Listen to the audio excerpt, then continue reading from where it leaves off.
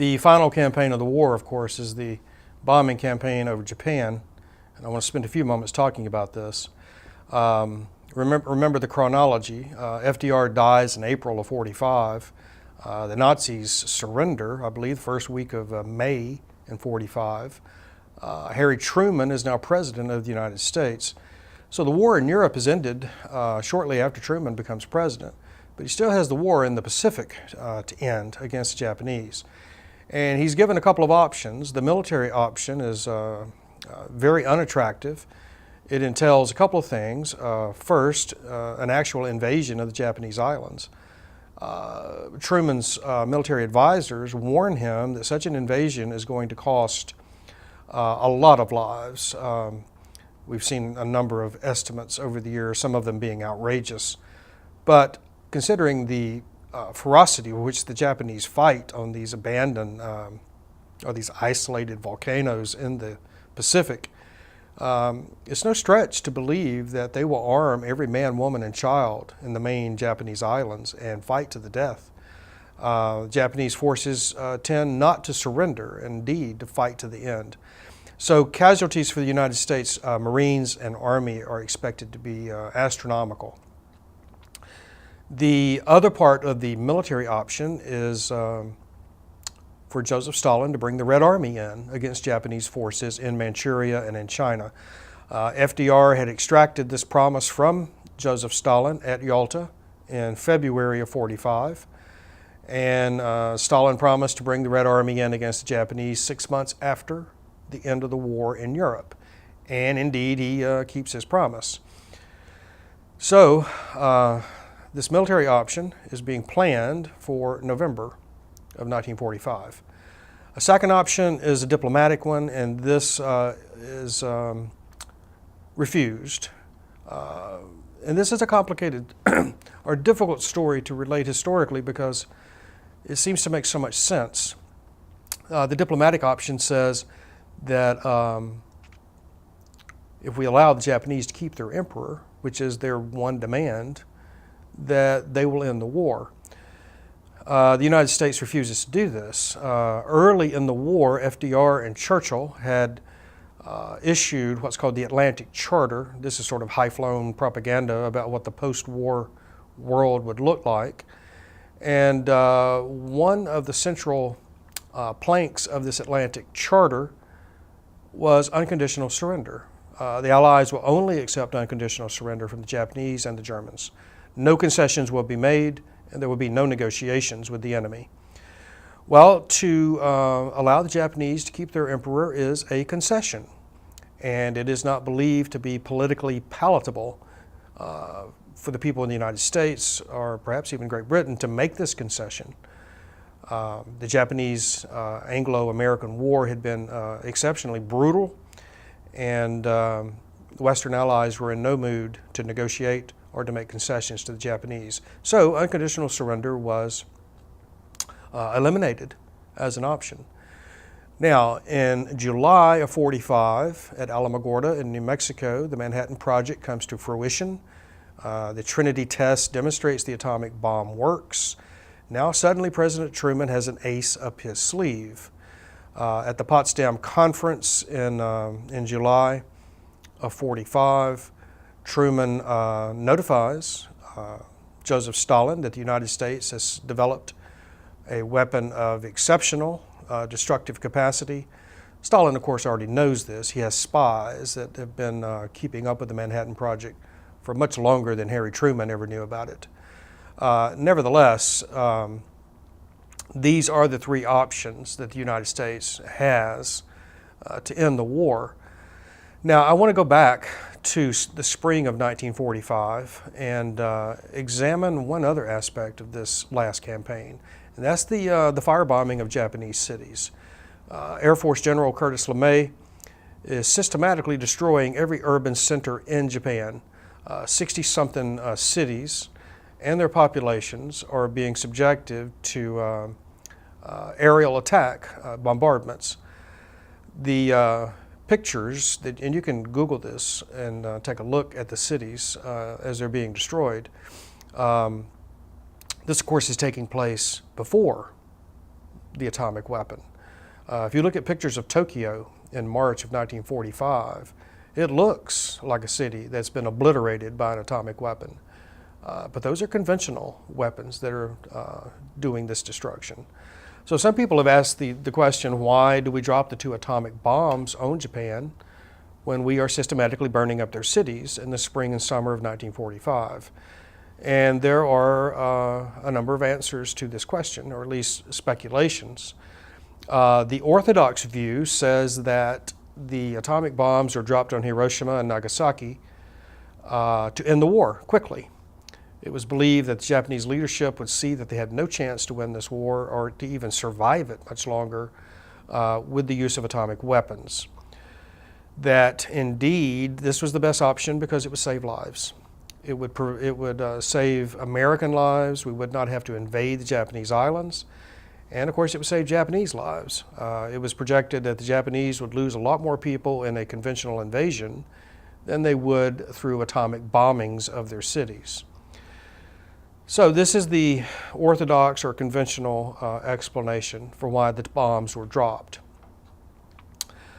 The revisionist school that emerged in the 1960s has a different argument. This school put forward the argument that the bombs were dropped on Japan not to defeat the Japanese, but to intimidate Stalin and the Red Army in Europe, to demonstrate to Stalin that we had a weapon that could be used against him if necessary. The battle between these 2 arguments goes on. I don't know that this will ever be settled with any certainty.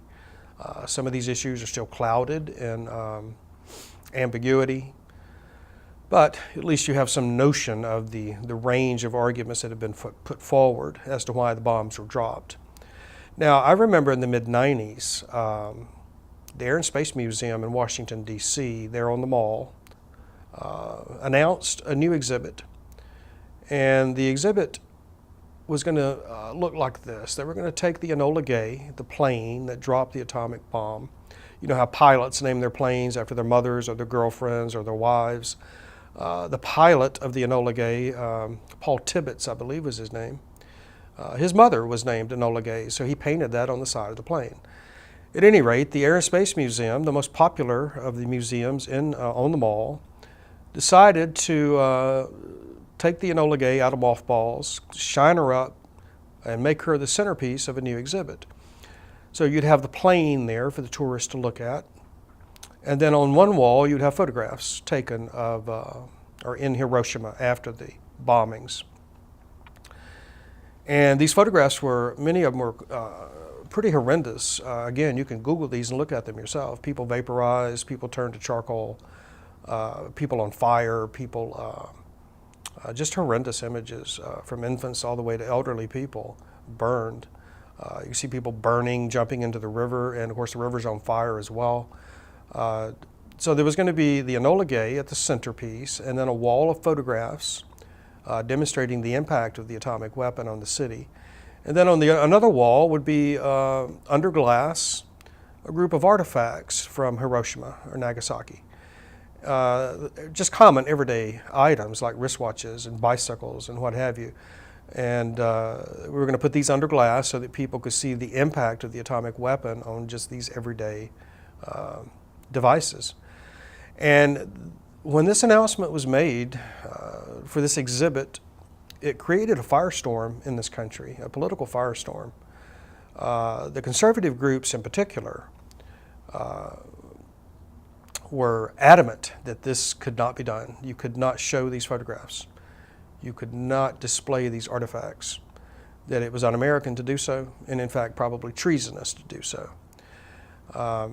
This became, the Congress got involved, the news magazines led with this story, it led the nightly news, even the president got involved. As I recall, the story ended with I believe the curator of the Air and Space Museum resigned, and the plans to carry out this exhibit were abandoned. So the vociferous objections to this exhibit caused it to be canceled, which is always baffling to me. I'm assuming everyone knows that we were not dropping rose petals from those planes. We were dropping atomic weapons. So I'm not sure why these objections to seeing the impact of these weapons. Maybe it goes back to something Henry Stimson said at the end of the war regarding the use of the atomic weapon.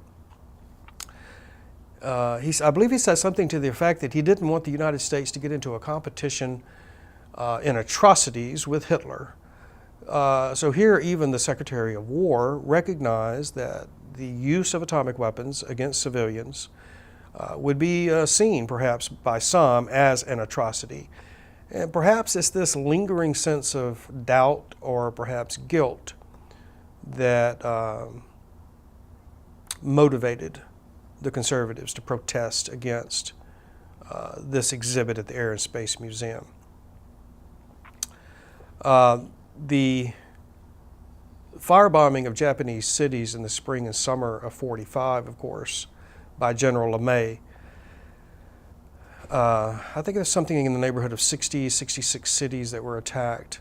LeMay was ordered by his superiors to leave 6 Japanese cities untouched, to leave them in pristine condition. This, of course, was in case the atomic bomb worked.